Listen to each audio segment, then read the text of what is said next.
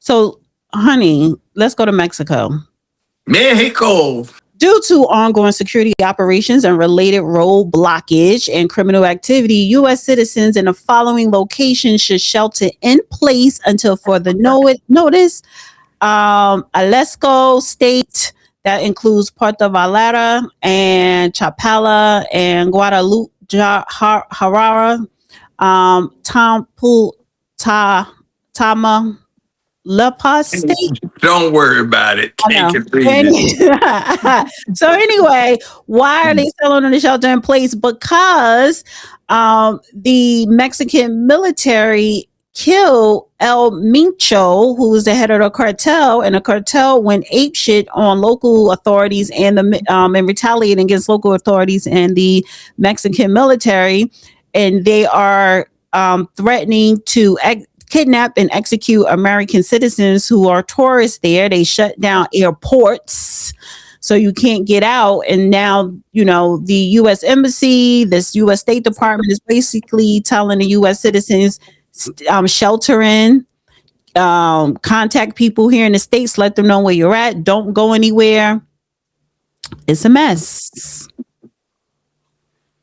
Let's see if A lot of people make an assumption that everywhere else in the world operates like the United States, and they don't understand what they have going living here, because a lot of places don't. I tell that story sometimes about being in line for a train and stepping out to see how fast the line was moving, and stepping on a dotted line and having to put my hands up and say, oh, hell, I heard the rounds chambering in the Kalashnikov. And I had to say, I'm a dumb American. I didn't realize.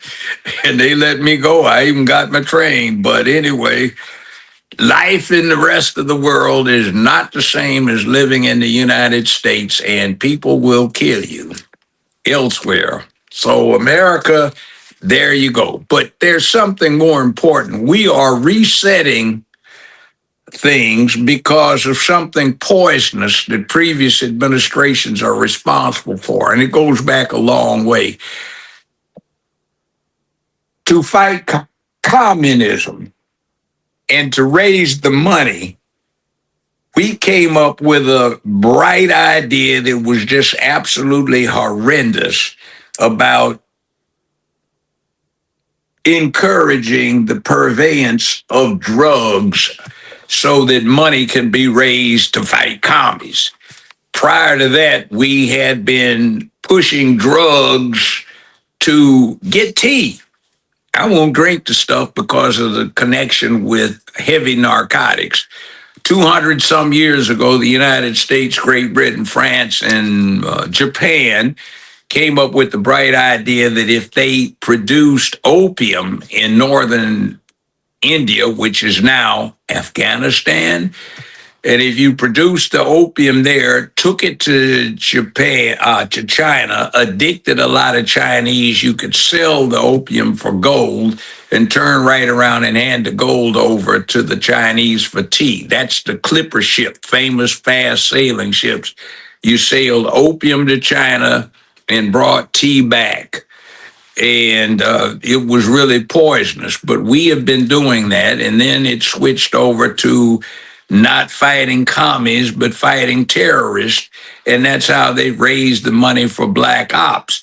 But selling drugs and the whole 9 yards of what that sets up is a poisonous thing that is going to bite you, and it was.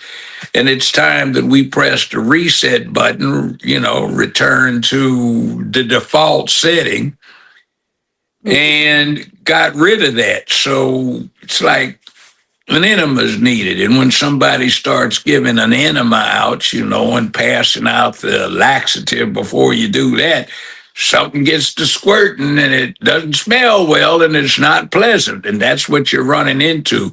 These people are saying, hey, all of these Americans, this la-di-da, come over here.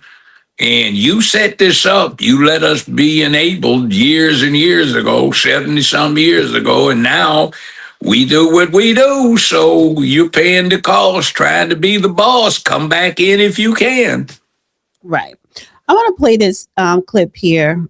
This is Fox News talking about, the president and the state of the cartels and stuff there.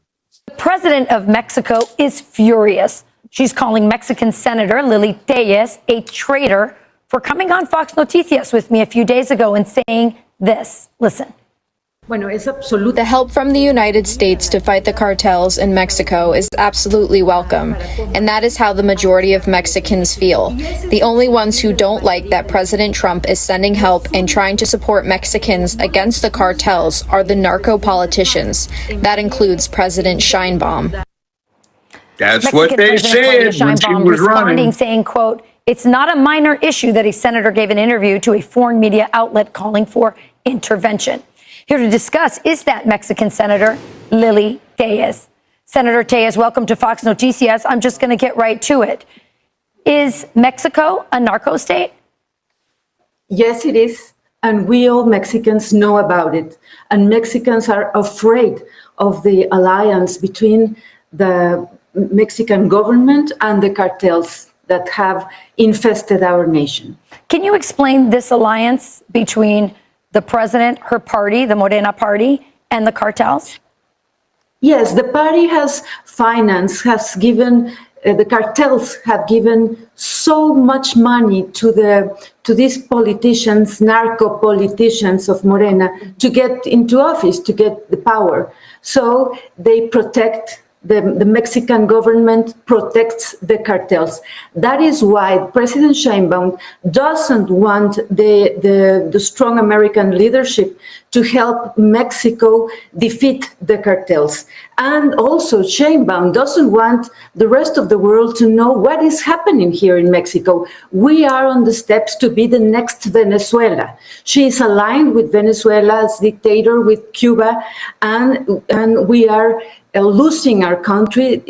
They have destroyed our Republican institutions, the democratic state, and we must, I think we all Mexicans want and welcome the support of the United States to assist Mexican people against the cartels that have us all in this crisis with the traffic in fentanyl and migrants. So her response to this, and I know this because her spokesperson came on our show in response to your interview, and they say, well, we just turned over 26 cartel members. We're working, we're sharing intelligence. What are they not doing? And why is she so resistant? She sort of speaks out of two sides of her mouth. We're working with you, Trump, and then she's chastising you for saying we need more help from the United States to crush the cartels. Because she really doesn't want the help of the United States. She is lying to Mexican people, telling Mexican people that the United States will get in control of the whole country. Right. I never listened such nonsense from President Trump. What we have listened is that President Trump wants to help Mexican people against the cartels. Mexican people are suffering. So what they do is very, very little. We have huge narco politicians here in the Senate, in the presidents, governors. Mexico is a very dangerous place. Well, that brings me to my next question, because you are speaking very bluntly, very clearly about Mexico being a narco state and the alliance and the connections to the president of Mexico. Are you afraid for your life? Yes, I am afraid. And the president has threatened me to proceed against me with criminal prosecution, to get me out of the Senate and get me in jail, just because I told you in this space and Fox News what is the reality of our country with the cartels. The cartels are dominating everything here in Mexico. They are in all the offices of the government, in the states, in the cities, and in the national government. So, of course, I am afraid, but I want people to know I will not step back. And I pray under God's guidance that we, the United States and Mexico, must work together to defeat the cartels and to get freedom for our country, for Mexico, to stop it from being the next Venezuela. Senator Lily Téllez, a very brave woman indeed. Thank you so much for coming on our show and speaking the truth. Thank you. Actually, she sounds like she's talking about the Democrats here in the United States. It's like this thing where all of the Democrats, from Chicago's mayor to Walt's boy up in Minnesota, the governor, there, and Newsom, they're all horrified at Trump trying to impose fascism on the United States. Well, I haven't talked to anybody here in Shelby County where the National Guard has come in who is against the National Guard being here, but Democratic Party officials, because this was the most violent city in the United States, the 10th most violent city in the world by any metric. And to listen to people advocate to continue to push death and theft on the streets or in the urban areas or in a country like she's talking about is absolutely absurd. They are unable to bestow public peace, dignity, and order because too many of them have been bought off, paid off, and owned by the criminal elements. Right. Now, look at Waltz. I would guarantee you that if you got deep into what's going on in Minnesota, you will find that there are a whole lot of Minnesota officials who are elected and appointed, perhaps all the way up there to where Waltz is, perhaps, who have been getting money on the side. And then it interferes directly with American security because now we find that several $100 million have been funneled to ISIS and Al-Qaeda or their affiliated organizations from money that came from the child care funds that were wrongfully appropriated to Somalis. Now, and by the way, take a look at those Somalis and then go dig a little and take a look at the video footage of Somalians from Black Hawk Down era. And you see everybody's dark skinned, but all these folk look high yellow, Is anytime you get this thing where there is ridiculous misappropriation of public funds on an endemic scale like you see in Minnesota, California, or Tennessee, or other places, or Georgia, you can guarantee that both elected and appointed officials are getting money under the table about it, or even wide open through some little cut corner situations. And what we find from the intelligence gathering side of things is that several $100 million of misappropriated Minnesotan child care money has been channeled to ISIS and Al-Qaeda. And why is that? That's helping out our mortal enemies who want to kill us.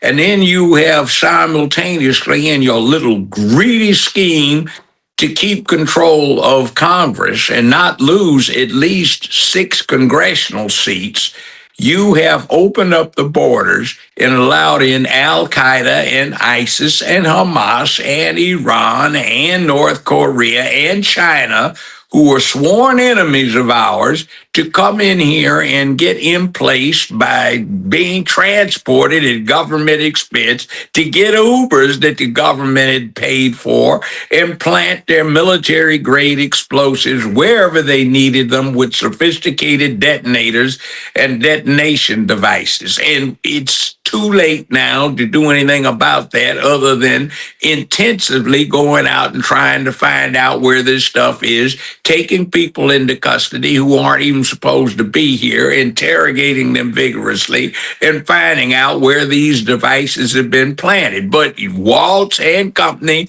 and Newsom and Johnson in Chicago, they're saying, oh my God, no, we got to get rid of ICE. But ICE is trying to stop another 9/11 from happening. If this one goes down, it'll make the first one look like Pearl Harbor compared to some of the battles that followed in World War II. Now, that's what is going to happen, and that is a mess. So Bernie Moreno, he is the senator here in Ohio. He says there are troubling reports coming out of Puerto Vallarta and other parts of Mexico that narco terrorists are hunting down American citizens. The drug cartel should be aware that if any American citizen is harmed in Mexico, there will be violent and terminal retribution from the U.S. Any U.S. MACA negotiation should cease until the situation is resolved. For any Ohioans stuck in Mexico, reach out to my office at 614-469-2083.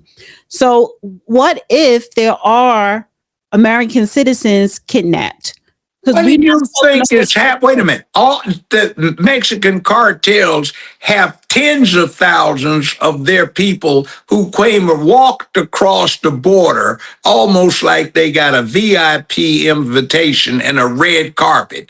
You're listening to the stuff that the media is letting you hear about what's going on down in Mexico. They don't need to go kidnap American citizens in Mexico. They can kill them up here in the United States because these idiots in the Biden-Harris administration let them in free of charge with a red carpet invitation. And that's what the situation is. We've got a highly dangerous situation. Mm-hmm. So they want people to pay. Look what the Mexicans are going to do down there to American citizens. Yeah, but the big story is what are they going to do up here in the United States, because there are thousands of members of these cartels who have insulated themselves in American society, in American neighborhoods, in American apartment complexes, because of this inept selfishness by the Biden-Harris administration trying to keep the Democratic Party from losing representation in the House at all cost. But here's the thing. There have been people people from Mexico crossing the border throughout the decades. That's nothing new, as far even with the cartel. Not like this. They at least had to go through customs. They at least had to be checked. We have always had a border patrol and then ICE trying to cut down on illegal immigration. This isn't anything racist or xenophobic about saying go through, follow the rules. But the open border under the Biden administration, the majority was everybody else. The majority of people coming over wasn't really Mexicans. They were going through Mexico. They were coming from everywhere else. But let's swing it back to, so this is what I'm saying, what's happening right now in Mexico with the cartel. Listen, there is money involved, a lot of business involved, tourism. So for instance, let me read this real quick. Airlines suspended flights to Puerto Vallarta. American Puerto Vallarta. No, it's not an O at the end. It's an A. So that's Vallarta. Puerto Vallarta. American Airlines, Delta, Southwest, Alaska Airlines, they canceled all flights. And now remember, over the summer is the FIFA World Cups, and Mexico is part of the Americas. And the World Cup is supposed to hold several games this summer in Jalisco. And I know I'm saying the state wrong. Jalisco. I don't know. Jalisco. Something. We both saying it wrong. But that state. Jalisco. I'm not looking at it. I'm just based on what you said. That state is supposed to hold several FIFA World Cup games. So with this going on, people are going to be too scared to travel there, even though they don't. Damn that sports event. See, that's what is so stupid. People, because it's not about the sports. It's about the millions and billions of dollars Mexico is going to be losing with tourism, with the tickets, with the vendors, with the local businesses, because they have a security issue. FIFA is not going to want to have any games played there. Now, the United States, because Trump and the FIFA chairman, they are very close when it comes to doing business. We're talking about billions of dollars in advertisement. So I'm bringing the money aspect into this. When you have a crazy cartels country going on and they are killing people, the local authorities, they're not going to want to come and do any type of business there. And then tourism is going to definitely decline drastically. You know what? Caesar made remarks 2,040 years ago, 60 years ago, that are relevant today. In essence, and it wasn't just give them bread in circuses and they won't care what their betters do to run them. He basically said that people who have no business love sports to be distracted. In this case, gladiatorial contests and chariot races and stuff, because they need something to occupy them because they don't think that their lives are meaningful. And that's the same thing that's been going on. The natural order of things means that a lot of people get all freaked out about sports because their lives are not meaningful. And they don't pay attention to the things that count. Now, when some people are in the course of ruthlessly doing business at their very deep expense, they get upset because they might lose the opportunity to watch a game. And that is ridiculous. But it is human nature. That's why the people that run stuff encourage certain things and the other people just eat it up when they aren't in the position to run or contribute to that they know of. Now, that said, this is something that has been going on for a long time. Iran-Contra thing. It goes into South America. We armed South America, and now those guns are coming back in crates along with the kilos of the drugs. And we're paying the cost for that.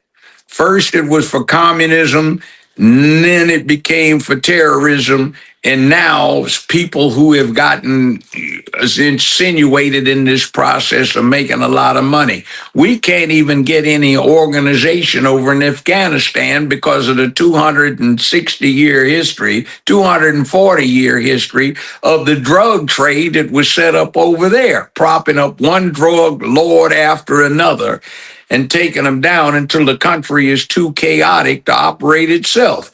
That's going on, and we have to undo that unfortunate, tragic, and nasty aspect of colonialism. Now, it's time for a reset, and it's not going to be pleasant. Somebody needs to crack down on this, and this premier, presidente or presidenta of Mexico, is apparently too deep into getting a benefit from things continuing as they are without giving lip service to her protestations that they're doing something about it, which they are not.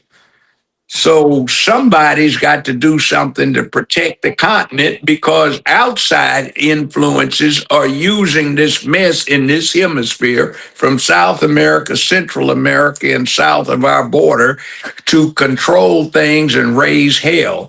And that is what the Monroe Doctrine is about. Mexico must step up their effort on cartels and drugs. This comes as Mexico ramps up military operations after finally capturing the CGNG cartel leader, El Mencho. It's another reminder that what happens south of the border doesn't stay there, right? So again, why do you think, because he was on our most wanted list here, but why do you think that that Mexico finally killed him, if the president's supposed to be in bed with them? Maybe she's not, The Mexican senator told you about it. She said the average Mexican does not like these cartels. They make life miserable. You take Tijuana, they had 2,800 fatalities in 1 year, 3 years ago. Now, that would no American city suffers casualty rates like that. But Memphis has a higher casualty rate, is more dangerous, by the way. So it's not as big as, say, Tijuana is, but, it's like people don't like to live like that. Yeah. I mean, if you go down to Mexico and you are just downtown at some place, Ensenada, Tijuana, or whatever, and somebody makes a bank delivery, they just don't have an armored truck come up and pull up. They got an army unit with, a whole platoon standing out there armed with M4 carbines, ready to gun somebody down in order to make sure the money gets into the bank. That's crazy. Yeah, I mean, I went to Mexico City. I like the Mexico City, especially in the square, because it reminds me of a Mexican version of Times Square in New York. And they don't sleep; they are up all night. Because when I'm in a hotel sleep, it was a club nearby, and it was people outside. You could tell people was going to a club, but it was busy. The food and everything. But I understand how you could get caught up in something or get caught up in between and something that just randomly pop off or whatever. But I say all that to say, honey, I'm not going to Mexico anytime soon. I was reluctant to go back to just to go, whether I don't care if it's Cancun, whatever, because even throughout the Biden administration, I would see things that, it was a shootout at a resort because it was two cartel adversaries going at it. They don't care who's around them, kids, tourists, they don't care. They're going to kill anyone in sight if you get in their way when it has to do with taking control, So to me, it's dangerous in Mexico. I'm not talking about the Mexican people, but the cartels rule South America. I'm sorry. Cancun, I love it, but it's dangerous now. Two friends of mine, one was DEA and the other one was Metro Narco, got not embedded, they infiltrated one of the cartels for several years. They captured Prentice, who was from Memphis, who was running the Murder Inc. Operation out of one of the cartels. It's some interesting stories about the mess that's going on down there. See, this is just inexcusable for this last administration, the Biden-Harris administration, to have facilitated this disaster. Now, we have a problem with these cartels, but we also have a problem with the foreign operatives, ISIS, Hamas, Al-Qaeda, etc., and their affiliates who have gotten in. We got all of these enemies of the United States let in over a 4-year period, unscathed, unvetted, unchecked, and assisted. And it's a disaster. This is just crime. This isn't dealing with religious fanaticism or nationalism, which is an entirely different situation. And we've got all three of them against us. Nationalism from North Korea and the People's Republic of China and Iran. And we've got a religious fanaticism coming at us from other places in the Middle East and Iran. And then we've got the criminal aspect coming from stuff coming out of Afghanistan and what's coming in from South America, Central America, and just immediately below the southern border. These clowns just left us wide open. In other words, you live in a mansion that everybody else in the rest of the neighborhood or the town, or in this case, the world admires, and you left the front double doors wide open, and you say, come right on in, and all these folk are marching up and down the street, and they took everybody, the butler and everybody from the front door, and it's wide open, no telling who's come in at night, middle of the day, whatever, take them whatever they want, and my stuff is gone. Yeah, fool, you let them in to do it. It's ridiculous. I mean, we already have drug shootouts going on here, but it's more so with the locals. But and honestly, the cartel, it's spilled here. But this is why I approve of ICE and I approve of National Guards coming in to curtail the cartel's business here on American soil. So I had, when I was on the criminal bench, 30 plus, well, 30 some years ago, I had 6 first-degree murder cases involved. I won't get into the gory details, but they were contract killings. And it had to do with the fact that in Memphis, which is the distribution point of the United States, Mexico, and Canada, we had cartels from Colombia opposed to cartels from Mexico operating between 2 central drug lords or drug queens, as you might want to put it. And what wound up happening was it was some people getting kidnapped who were with one organization tied up while they watched their mother's legs being broken. And then the guy and his mama buried alive under some other caskets at a funeral, that kind of stuff. Or slow strangulation of somebody so they gag over and over and were forced to swallow their tongue. This kind of stuff.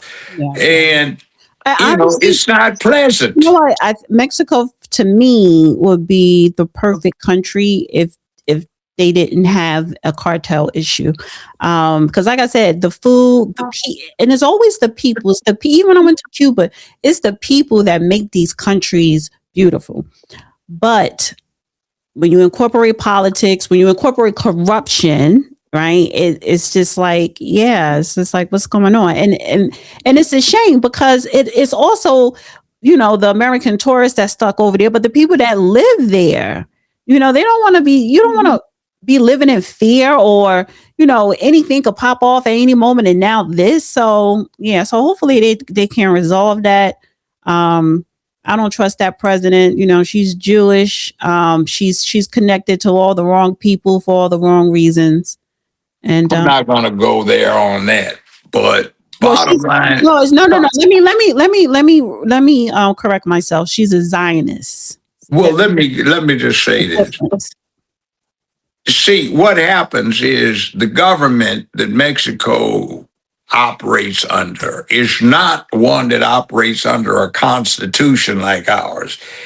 Ours allows the people to be part of the whole process and protect themselves as part of the process. So what happens is there is a limitation put on what the government can do.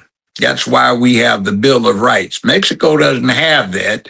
And Mexican citizens, for example, are legally prohibited, which doesn't mean they follow the law, from owning firearms that fire a military caliber. In the United States, that's not the case.